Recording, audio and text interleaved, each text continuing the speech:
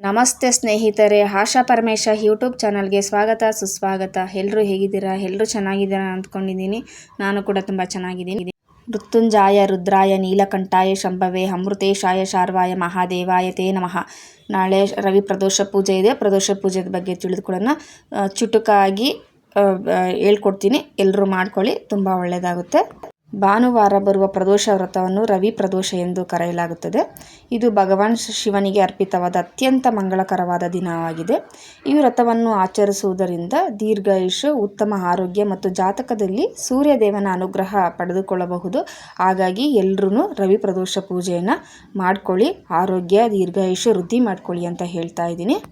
July 12 ಬೆಳಗಿನ ಜಾವ 2:05ಕ್ಕೆ ತ್ರಯೋದಶಿ ತಿಥಿ ಪ್ರಾರಂಭವಾಗಿ ಮತ್ತು ಜುಲೈ 12 ರಾತ್ರಿ 10:30ವರೆಗೂ ತ್ರಯೋದಶಿ ತಿಥಿ ಇರುತ್ತೆ. ತ್ರಯೋದಶಿ ತಿಥಿ ಯಾವತ್ತಿರುತ್ತೋ ಅವತ್ತು ಸಂಜೆ ಟೈಮು ಪ್ರದೋಷ ಕಾಲದಲ್ಲಿ ಶಿವನ ಪೂಜೆ ಅತ್ಯಂತ ಶ್ರೇಷ್ಠವಾಗಿದ್ದು, ಜುಲೈ 12, 2026 ಭಾನುವಾರ ಸಂಜೆ ಅಂದರೆ 7:22ರಿಂದ ರಾತ್ರಿ 9:24ವರೆಗೆ ಪೂಜೆ ಮಾಡ್ಕೋಬೋದು.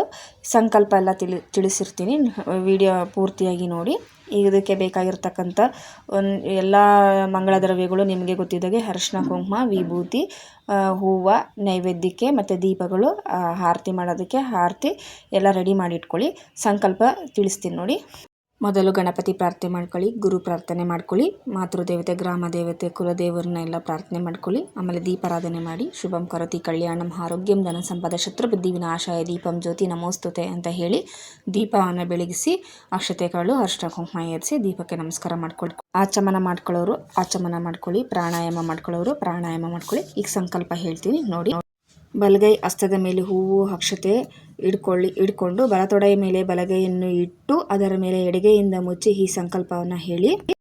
ಏವಂ ಗುಣ ವಿಶೇಷಣ ವಿಶಿಷ್ಟಾಯಂ ಶ್ರೀ ಸಾಂಬ ಸದಾ ದೇವತಾ ಮುದ್ದಿಶ್ಯ ಶ್ರೀ ಸಾಂಬ ಸದಾ ಶಿವಸ್ವಾಮಿ ದೇವತಾ ಪ್ರೀತ್ಯರ್ಥಂ ಮಮ ಇಹ ಜನ್ಮನೆ ಜನ್ಮಾಂತರೇ ಚ ಸಮಸ್ತ ಪಾಪಕ್ಷಯ ಪೂರ್ವಕಂ ರಾಜ್ಯ ಖಂಡಿತ ಅಖಂಡ ಸೌಭಾಗ್ಯದಿ ನಿವೃದ್ಧೆಯ ಶ್ರೀ ಉಮಾ ಮಹೇಶ್ವರ ಪ್ರೀತ್ಯರ್ಥಂ ಯಥಾಶಕ್ತಿ ಯಥಾ ಜ್ಞಾನೇನ ತ್ರಯೋದಶಿ ಯುಕ್ತ ರವಿವಾರ ಪ್ರದೋಷ ಸಮಯೇ ಶ್ರೀ ಶಿವಲಿಂಗ ಪೂಜನಂಚ ಕರಿಷ್ಯೆ ತದೋ ನಿರ್ವಿಘ್ನತ ಸಿದ್ಧಾರ್ಥಂ ಶ್ರೀಮಾನ್ ಮಹಾಗಣಪತಿಯ ಪೂಜನಂಚ ಕರಿಷ್ಯೆ ತಥಾ ಕಲಶ ಗಂಟಾ ದೀಪ ಪೂಜನಂಚ ಕರಿಷ್ಯೆ ಅಂತ ಹೇಳಿ ಅಕ್ಷತೆ ಹೂವನ್ನ ಬಿಡಿ.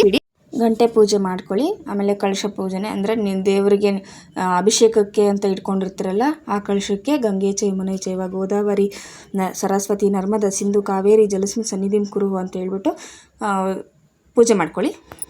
ನಂತರ ವಕ್ರತುಂಡ ಮಹಾಕಾಯ ಕೋಟಿ ಸೂರ್ಯ ಸಮಪ್ರಭ ನಿರ್ವಿಘ್ನಂ ಗುರುಮೇ ದೇವ ಸರ್ವಕಾರ್ಯೇಷು ಸರ್ವದಾ ಅಂತ ಹೇಳ್ಬಿಟ್ಟು ಗಣಪತಿ ಪೂಜೆ ಎಲ್ಲ ಮಾಡ್ಕೊಳ್ಳಿ. ಗಣಪತಿಗೂ ನೈವೇದ್ಯ ತೋರಿಸಿ ಗಣಪತಿ ಹತ್ರ ನೀವು ಪ್ರಾರ್ಥನೆ ಮಾಡ್ಕೊಳ್ಳಿ. ನಾವು ಪೂಜೆ ಶಿವಪ್ಪನಿಗೆ ಮುಟ್ಲಿ ಅಂತ ಇದು ಮಾಡಿಕೊಂಡು ಒಂದು ಹೂವು ತಗೊಂಡು ಪ್ರಸಾದವಾಗಿ ಸ್ವೀಕರಿಸ್ಕೊಂಡು ನೆಕ್ಸ್ಟು ಶಿವನ ಪೂಜೆನೇ ಮುಂದುವರಿಸೋಣ. ಶಿವನ ಧ್ಯಾನ ಮಾಡಿ ಆಹ್ವಾನ ಮಾಡಿ ಆಸನಂ ಕೊಡಿ, ಪಾದ್ಯಂ ಕೊಡಿ. ಉಮಾ ಮಹೇಶ್ವರಾಯ ನಮಃ ಪಾದ್ಯಂ ಸಮರ್ಪಯಾಮಿ ಅರ್ಘ್ಯಂ ಸಮರ್ಪಯಾಮಿ ಅಂತೇಳ್ಬಿಟ್ಟು ಹೂವು ತಗೊಂಡು ಪ್ರೋಕ್ಷಣೆ ಮಾಡಿ ಆಚಮನೀಯ ಮಾಡಿ ಅದಕ್ಕೋಷ್ಟು ಹೂವು ತಗೊಂಡು ಪ್ರೋಕ್ಷಣೆ ಮಾಡಿ, ಇಲ್ಲಾಂದರೆ ಉದ್ದರಣೆಯಲ್ಲಿ ನೀರು ಬಿಡಿ. ಸ್ನಾನ ಅಂದರೆ ಅಭಿಷೇಕ ಮಾಡಬೇಕಾದ್ರೆ ಮೃತ್ಯುಂಜಾಯ ರುದ್ರಾಯ ನೀಲಕಂಠಾಯ ಶಂಭವೇ ಅಮೃತೇಶಾಯ ಶಾರ್ವಾಯ ಮಹಾದೇವಾಯ ತೇ ನಮಃ ಇದನ್ನಾದರೂ ಹೇಳ್ಕೊಳ್ಳಿ. ಇಲ್ಲಾಂದರೆ ತ್ರಯಂಬಕ ಮೇಜಮಾಹೇ ಸುಗಂಧಿಂ ಪುಷ್ಟಿವರ್ಧನಂ ಉರ್ವಾರುಕಮೇ ಬಂಧನ ಮೃತ್ಯುರ್ಮುಕ್ಷೀಯಂ ಅಮೃತಾತ್. ನಿಮಗೇನು ಶ್ಲೋಕ ಬರುತ್ತೋ ಅದನ್ನೆಲ್ಲ ಶ್ಲೋಕ ಬರ್ಕೊಂಡು ಹೇಳ್ಕೊಂಡು ನೀವು ಅಭಿಷೇಕ ಮಾಡ್ಕೊಳ್ಳಿ. ತದನಂತರ ಶುದ್ಧೋದಕ ಸ್ನಾನಂ ಸಮರ್ಪಯಾಮಿ ಅಂತೇಳ್ಬಿಟ್ಟು ಮತ್ತು ನೀರು ಸ್ನಾನ ಮಾಡಿಸಿ ನೀರಲ್ಲಿ ಸ್ನಾನಾನಂತರ ಮಹಾಚಮನಿಯಂ ಸಮರ್ಪಯಾಮಿ ಅಂತೇಳ್ಬಿಟ್ಟು ಉದ್ದರಣೆ ನೀರು ಬಿಡಿ.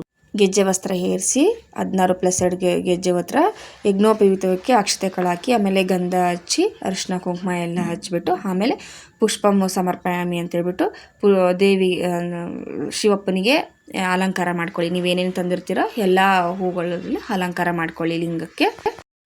ಇಲ್ಲಿ ಶಿವನ ಅಷ್ಟೋತ್ತರಗಳನ್ನ ಹೇಳ್ಕೊಂತ ಅಕ್ಷತೆ ಕಾಳು ಹೂವು ಸೇರಿಸಿ ತಿಲಾಕ್ಷತೆ ಸಹ ನೀವು ಜೋಡಿಸಿಟ್ಕೊಂಡಿರ್ತೀರಲ್ಲ ತಿಲಾಕ್ಷತೆ ಹೂವನ್ನು ಏರಿಸಿ ಶಿವಪ್ಪನಿಗೆ. ನಂತರ ಧೂಪಂ ದೀಪಂ ನೈವೇದ್ಯಂ ತೋರಿಸಿ ತಾಂಬೂಲಂ ಸಹ ತೋರಿಸಿ ನೀರಾಜನ ಮಾಡಿ ಮಂತ್ರಪುಷ್ಪ ಹಾಕಿ ನಮಸ್ಕಾರ ಮಾಡಿ ಮತ್ತು ಚಂದ್ರನಿಗೆ, ಶಿವನಿಗೆ, ಗಣೇಶ, ಸುಬ್ರಹ್ಮಣ್ಯ, ನಂದೀಶ್ವರನಿಗೆ ಮತ್ತು ಪಾರ್ವತಿ ದೇವಿಗೆ ಅರ್ಘ್ಯ ಕೊಡಬೇಕು. ಅರ್ಘ್ಯ ಮಂತ್ರವನ್ನು ಕೆಳಗಡೆ ನಾನು ಬರೆದಾಕಿರ್ತೀನಿ, ಅದನ್ನು ನೋಡ್ಕೊಂಡು ಅರ್ಘ್ಯ ಕೊಡ್ರಿ. ಅಂದರೆ ಮಂಡಿ ಊರಿ ಕೂತ್ಕೊಂಡು ಚಂದ್ರನಿಗೆ ಹಾಲಲ್ಲಿ ಅರ್ಘ್ಯ ಕೊಡಿ. ಶಿವಪ್ಪನಿಗೆ, ಗಣೇಶನಿಗೆ, ಸುಬ್ರಹ್ಮಣ್ಯಗೆ ಇವರೆಲ್ಲರಿಗೂ ನೀರಿನಲ್ಲಿ ಅರ್ಘ್ಯ ಕೊಡಿ.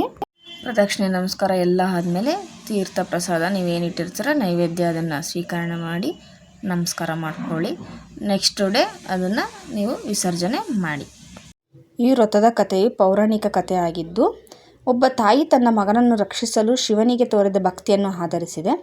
ಒಬ್ಬ ನಿರ್ಗತಿಕ ಬ್ರಾಹ್ಮಣ ವಿಧವೆ ಮತ್ತು ಆಕೆಯ ಮಗನಿದ್ದರು. ಒಂದು ದಿನ ಆಕೆಯ ಮಗ ನಗರಕ್ಕೆ ತೆರಳಿದಾಗ ರಾಜಭಟರು ಕಳ್ಳನೆಂದು ತಪ್ಪಾಗಿ ಭಾವಿಸಿ ಆತನನ್ನು ಬಂಧಿಸಿ ರಾಜನ ಬಳಿ ಕರೆದೊಯ್ದರು. ಯಾವುದೇ ವಿಚಾರಣೆ ಇಲ್ಲದೆ ರಾಜನು ಆ ಹುಡುಗನನ್ನು ಜೈಲಿಗೆ ಹಾಕಿಸಿದನು. ಸಂಜೆವರೆಗೆ ಮಗ ಮನೆಗೆ ಬಾರದಿದ್ದಾಗ ತಾಯಿ ಆತಂಕಗೊಂಡಳು. ಆ ದಿನ ರವಿ ಪ್ರದೋಷ ವ್ರತವಿತ್ತು.